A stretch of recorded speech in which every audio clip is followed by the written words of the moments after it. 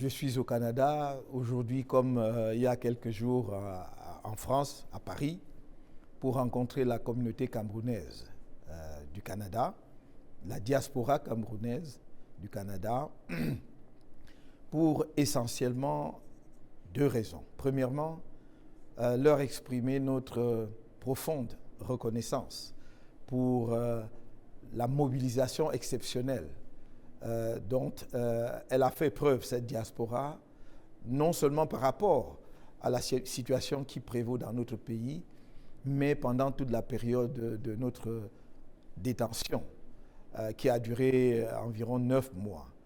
Grâce à cette présence permanente dans l'espace public, notre situation est restée dans l'actualité et je crois que c'était extrêmement important pour qu'il y ait une dynamique autour de cette détention illégale et le dénouement que nous avons connu. La deuxième raison, c'est de sensibiliser encore plus la diaspora camerounaise, celle du Canada en l'occurrence, sur la situation dramatique que connaît notre pays. Cette situation n'a cessé d'empirer et malgré tout cela, le gouvernement a décidé de convoquer le corps électoral en vue des élections législatives et municipales demain le 9 février.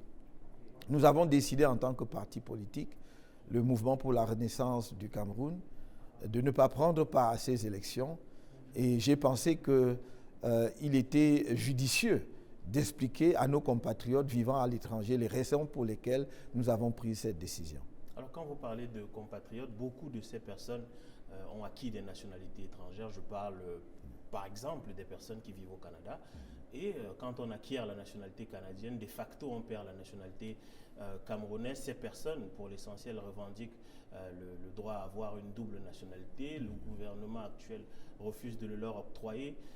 Comment est-ce que vous percevez ce problème-là? Et surtout, est-ce qu'ils sont en capacité de faire quelque chose vu qu'ils n'ont pas la nationalité camerounaise? Oui, au regard de la législation actuelle, il est peut-être effectivement inadéquat, inapproprié de les appeler des compatriotes.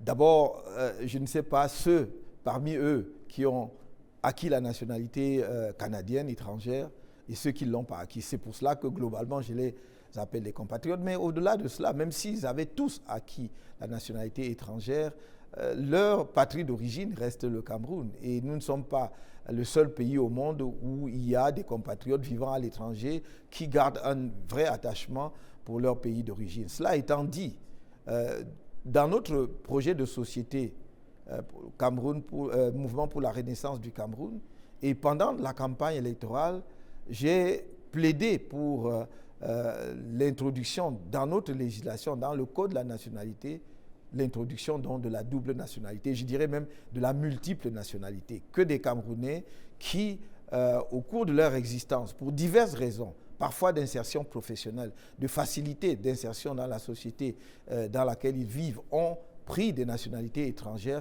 puissent également conserver leur nationalité camerounaise de façon à pouvoir apporter leur pleine contribution au développement de leur pays, qui, dans ce cas-là, ne sera plus simplement leur pays d'origine, mais leur pays tout court, puisqu'ils en auront la nationalité et pourront jouir des droits et des devoirs qui s'imposent à tous les citoyens de ce pays-là. Donc, il me semble qu'il est extrêmement important que l'on résolve ce problème très rapidement, surtout si l'on veut, comme c'est notre cas, s'appuyer sur la diaspora pour enclencher le processus de développement global, car la diaspora, et ce n'est un secret pour personne, la diaspora camerounaise est une diaspora très éduqués, la plupart ont acquis une expérience extraordinaire dans le pays où ils résident et je crois que ce serait une erreur politique, pour ne pas dire une faute politique, de se priver de la contribution de cette partie de la communauté nationale.